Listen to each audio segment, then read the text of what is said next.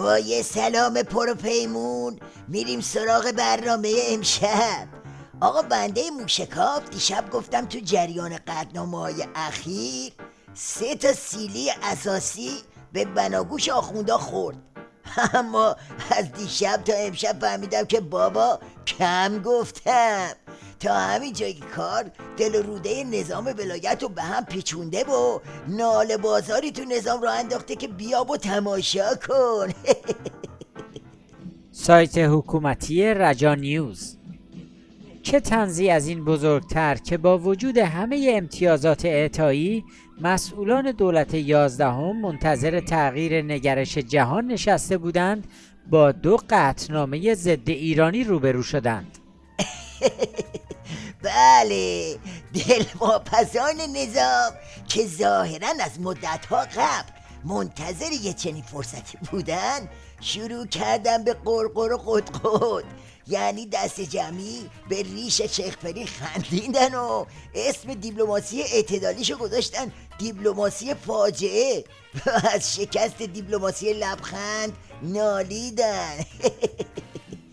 مگر قرار نبود برویم و با کت خدا ببندیم تا دیگر نیاز نباشد با نوچه های کت خدا وارد مخاصمه و معامله شویم؟ شاید گفته شود که ما فقط در ماجرای هسته‌ای با کت خدا بسته ایم. پس چرا آمریکا به صورت تمام عیار از قطعنامه سعودی ها علیه ایران در شورای حقوق بشر حمایت کرد؟ آیا بستن با کت خدا فقط برای محدود کردن برنامه هسته‌ای ایران بود؟ آیا لبخندهای آقای ظریف تنها تا امضای برجام از جانب غربی ها خریدار داشت؟ بله، تا همین جای کار لبخند رو لبای ممجواد ظریف ماسیده و کام خودش و عمو حسن و بابا کوسش حسابی تلخ شده. یعنی اون چنان برقی از کلش بریده که حتی تو مصاحبهش با تیبیریچ هم نمیتونه با رفتگیشو پنهون کنه.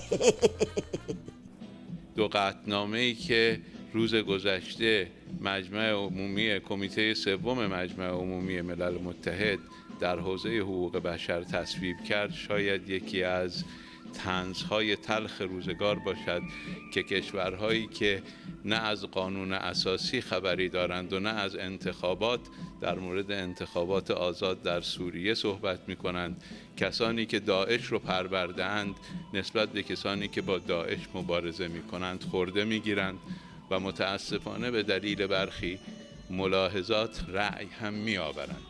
اینها نگرانی های عمده است که در برخورد با ملل متحد و در رسیدگی به سازوکارهای ملل متحد باید مورد توجه قرار بگیره. این روزه ها رو باید قبل از تصویب قطعنامه میخوندی.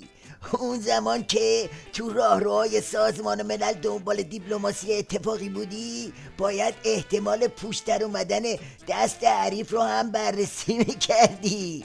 الان دیگه قطعنامه ها صادر شدن و دنیا داره به چشم میبینه که از لبخند دوغکی تو و عمو حسنت هیچ آبی برای نظام پابگور گرم نشد که نشد. روند شکل گرفته در کمیته 3 مجمع عمومی سازمان ملل این هشدار حقوقی را به دولت جمهوری اسلامی ایران می‌دهد که چنانچه اقدامات لازم و کافی صورت نگیرد ایران به زودی کمتر از چند ماه با تحریم‌های جدید حقوق بشری مواجه خواهد شد. بله، اینم یکی دیگه از دلهره‌های سیدعلی و نوچه هاشه.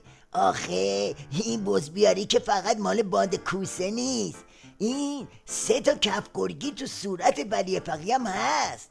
فقط همون قطعنامه که علیه بشارش صادر شد کافیه تا عظما سکته ناقص رو بزنه و رو به قبله بشه. تازه این شروع داستانه. این دیپلماسی فاجعه بارتر هم خواهد شد.